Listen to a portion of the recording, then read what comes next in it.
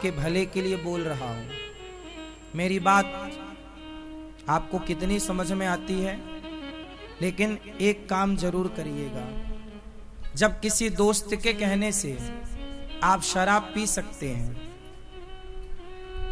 जो कि आपके लिए नुकसानदायक है, आप अपने दोस्त के कहने से गांजा पी सकते हैं जो कि नुकसानदायक है, आप किसी के कहने से मांसाहार कर सकते हैं जो कि नुकसानदायक है, तो मेरे कहने से भागवत सुन लो जो कि कल्याणकारी है। किसी की बात मानकर आप चलो शराब पी रहे हो तो क्या फायदा है? दोस्त के कहने से तो पी रहे हो। तुम्हारा तो मन नहीं था, दोस्त ने जबरदस्ती, यार क्या होता है पी ले, आपने पी ली और नशेड़ी हो गए। तो किसी दोस्त के कारण शराबी हो सकते हो, तो मेरे कारण आप भगवान से जुड़कर भगवान के भक्त भी हो सकते हो। बस मेरी बातें मानना सीखो, शास्त्रों की बातें मानना सीखो, गीता की बातें मानना सीखो। मान लो भागवत जी में 18,000 श्लोक हैं। 18,000 श्लोक मीन्स 18,000 बातें हैं। गीता में 700 श्लोक है, मीन्स 700 बातें हैं। 700 बातें ना मैं मान सकता हूं ना आप, लेकिन उन 700 में एक भी यदि आपने और मैंने माना तो मेरा भी कल्याण, आपका भी कल्याण। रामचरितमानस में लगभग 10,000 चौपाइयां हैं, मतलब 10,000 बातें हैं। सारी बातें मानी नहीं जा सकती।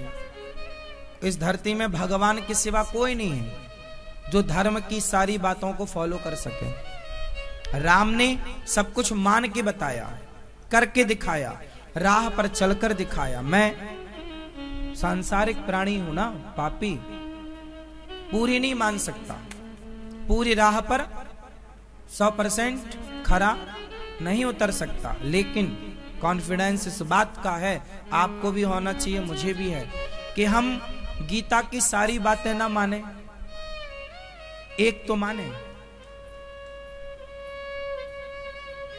हाँ, रामचरितमानस की सारी बातें ना मानो, एक तो मानो। मैंने माना है, मुझे फायदा हुआ है। कौन सी बात मानी मैंने? रामचरितमानस की चौपाई मैंने मान ली, और माना नहीं, जिस दिन मैंने पढ़ा उसी दिन इस चौपाई पर चलना सीखा। चौपाई सुन लो, काम आएगी आप भी। रामचरितमानस में ना बहुत सारी चौपाइयां हैं। मैं 4 चौपाइयां बोलूंगा या 3। मैं 3 में भी नहीं चल पाया, कोशिश तो किया पर मेरे बस का नहीं था, पर एक मेरे दिमाग में सेट हो गई। चौपाई है कि परहित, बोलो मेरे साथ, परहित सरिस धर्म नहीं भाई। बस इतना, ये आधी चौपाई है, पूरी नहीं है, आगे की अलग है। पर पीड़ा सम नहीं अधमाई, ये एक चौपाई होगी। तो आपको पूरी भी नहीं मानना, सिर्फ आधी। आधी में क्या है? परहित सरिस धर्म नहीं भाई। इस चौपाई का अर्थ क्या है? उत्तर दो भैया, ओ भैया, इस चौपाई का अर्थ बताओ। परहित सरिस धर्म नहीं भाई, अर्थ जोर से आप। परहित सरिस धर्म नहीं भाई। धर्म की राह तो बहुत होती हैं, सत्य भी धर्म की राह है, दया भी धर्म की राह है। यहां कौन से धर्म की राह बताई जा रही है? हाँ, आप बताओ। परहित सरिस धर्म नहीं भाई, आप बताओ। सिंपल है भाई, आप सब पढ़े लिखे हो। परहित का मतलब होता है लोगों का हित।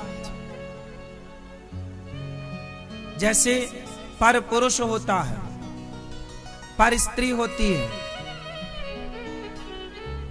अपना हित नहीं, अपना तो कुत्ता बिल्ली भी कर रहे हैं, यहां पर हित की बात। पर पुरुष, पर पुरुष मतलब दूसरा पुरुष, पर स्त्री मतलब दूसरी। उसी प्रकार पर हित मतलब दूसरों का हित। अपनों का तो सब कर रहे हैं, अपनों का बोलते तो सब कर ही रहे हैं, लेकिन अपने का नहीं बोला। अपने का तो करो, बच्चे को पढ़ाओ लिखाओ, पत्नी पति परिवार माँ बाप की सेवा करो, ये तो है ही है। लेकिन यहां परहित क्या है? परहित। परहित का मतलब है दूसरों का भला, दूसरों का, जोर से, दूसरों का भला, दूसरों का।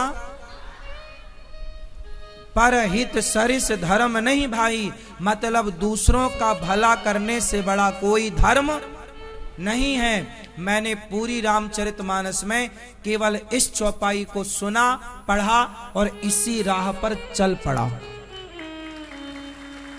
केवल पढ़ा नहीं, रटा नहीं, चला।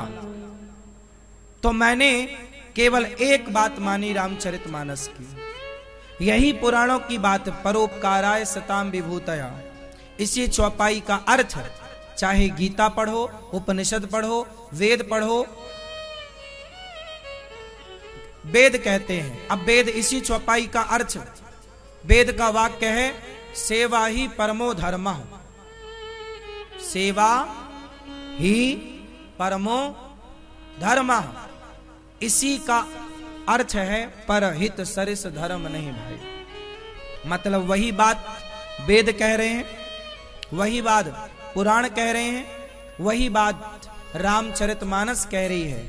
अब बातें तो बहुत हैं, पर मैं हर बात पर नहीं चल सकता। आप चल सकते हो? नहीं? तो मैंने सोचिए कि शास्त्रों में इतनी ज्ञान की बातें हैं, लेकिन मैं अपने पूरी जिंदगी में केवल एक बात पर चलने की कोशिश कर रहा हूं। अब ये तो भगवान ही बताएंगे कि मैं इस एक बात पर भी चल पाया या नहीं चल पाया। कोशिश तो कर रहा हूं।